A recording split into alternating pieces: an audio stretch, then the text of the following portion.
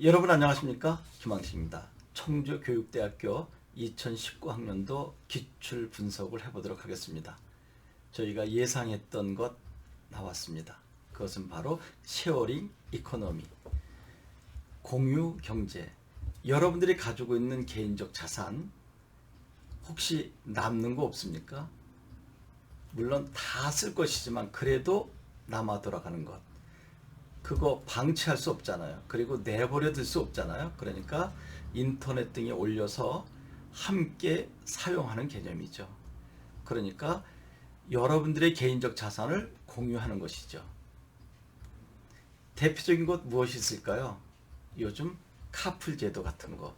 여러분의 자동차 외국 여행을 갔다고 해보세요. 그럼 한 달 정도 차고에 그냥 있죠. 그럼 그것을 빌려주기도 하고, 또 집도 마찬가지죠.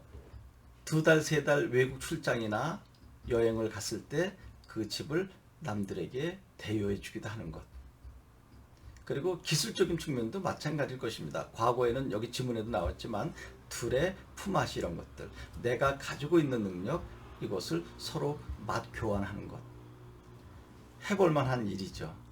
그런데 무엇이 문제냐 하는 것입니다. 조금 전에 이야기했던 것처럼 내 자동차를 남에게 빌려주고 거기에 대한 대가를 어느 정도 받겠죠. 그런데 그 자산을 함부로 썼을 때의 문제. 물론 그것도 법 조항을 만들어서 보상의 문제들이 다 제도적 장치로 만들어질 수 있지만 정서적인 측면에 생각보다 큰 문제가 발생될 수 있다고 하는 것. 그리고 두레나 품앗이 같은 경우도 내가 너의 일을 해줬으니까 너도 나의 일을 해준다. 보긴 좋죠. 그런데 노동 생산성 측면에서 볼 땐 나는 엄청난 능력을 가지고 있어요. 1대1의 사람의 관계지만 저 사람은 내가 한 일에 2분의 1도 제대로 못한다라고 하면 또 불공평하지 않는가. 여기도 정서적인 문제가 발생될 수 있는 거죠. 그러니까 너는 나한테 이틀 일해줘라. 내가 하루 일해줄게. 생산성으로 보면 충분히 그럴 수 있지만 또 제대로 되지 않겠죠. 1대1의 맛바꿈, 맛교환의 원칙 등을 생각해 본다면 생산성까지 가기는 좀 힘들겠죠. 이제 이러한 문제점들이 발생될 수 있는 거죠. 그래서 공유 경제에서의 그러한 문제점도 있는 동시에 카풀 제도, 이제 여러분들의 자동차를 타고 혼자 출근할 때 옆에 자리가 두세 자리 비잖아요. 그래서 초기에는 같은 회사 동료들을 거기에 함께 타고 갔었던 거죠. 근데 회사 동료들이니까 돈을 받을 수는 없잖아요. 그러면 한 달에 한두 번 정도 나머지 동료들이 뭐 기름값을 뭐 해준다든지 아니면 뭐 약간의 선물을 아니면은 뭐 식사 대접을 이제 이런 식으로 해왔는데 이것이 공유경제 차원에서 실제로 돈을 받고 하는 차원이 될 수 있는 거죠. 이제 불특정 다수에게 가능한 거죠. 인터넷에 올려서 내가 A에서 B로 출근을 하는데 같은 방향이면 합시다. 전에는 같은 회사 동료였지만 그러면 그분들이 대중교통이나 택시를 이용했을 때 비용 그리고 내 차를 빌려 탔을 때 비용 그럼 이쪽에서는 상당히 저렴하게 해주겠죠. 둘 다 수요 공급이 잘 맞아떨어졌습니다. 문제점은 이제 무엇인가요? 택시 회사에서 가만히 있지 않겠죠.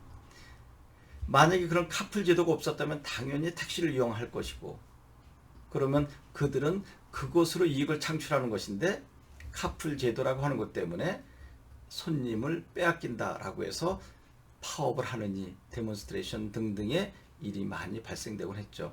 그럼 이제 어떻게 할 것인가 하는 것입니다. 그럼 택시에서 무엇 때문에 그러는가? 산납금 제도라고 하는 것 때문에 그렇습니다.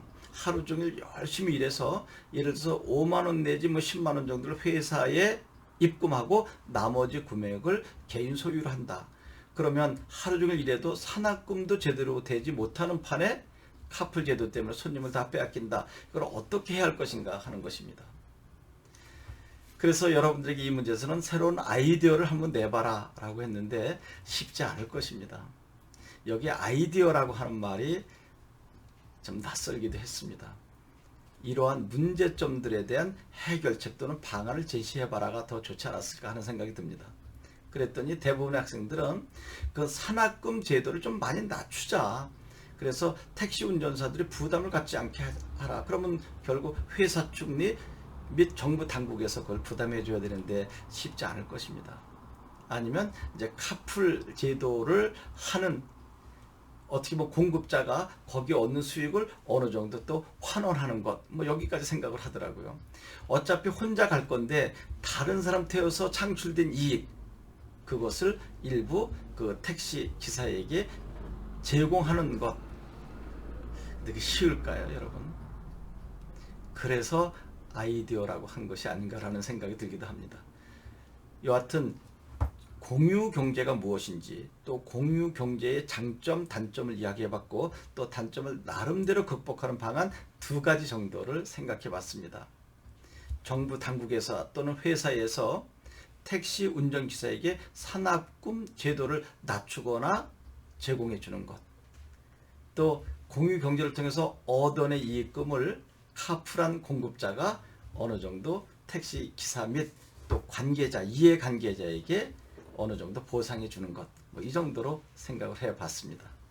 아니면 두 사람 다죠. 그냥 무료로 태워주고 탄 사람 및 또 어떻게 보면 탄 사람이 해줘야 되겠네요. 어차피 공급해준 사람은 내 차고 내가 기름을 넣고 그 사람도 공짜로 탔으니까 공짜로 탄 일부의 비용을 택시 회사에게 지불하는 거죠. 이것도 새로운 아이디어가 되지 않을까 하는 생각이 듭니다. 제가 이 문제를 여러분들과 함께 해결하면서 평상시에 스토리텔링이 참 중요하구나. 이 연필 하나 놓고도 다양한 각도에서 접근하는 것처럼 여기에서도 한두 가지 정도 아이디어가 나올 수밖에 없는데 또 두세 가지, 세네 가지를 만들어낼 수 있는 것은 아무래도 스토리텔링으로 창의적 접근하는 것이 도움이 되겠다라는 생각을 해봤습니다. 청주교대 준비생 여러분, 끊임없이 고민하십시오. 아무리 생각해도 청주교대는 여러분 나름대로의 창의적인 안이 도출되지 않으면 쉽지 않을 것 같다라는 생각이 들었습니다. 그리고 청주교대뿐만 아니라 다른 교대 기출문제도 꼭 챙겨보시기 바랍니다. 올해부터 모두 여러분들에게 무료로 강의를 제공하고 있으니까 잘 활용하시기 바랍니다. 고맙습니다.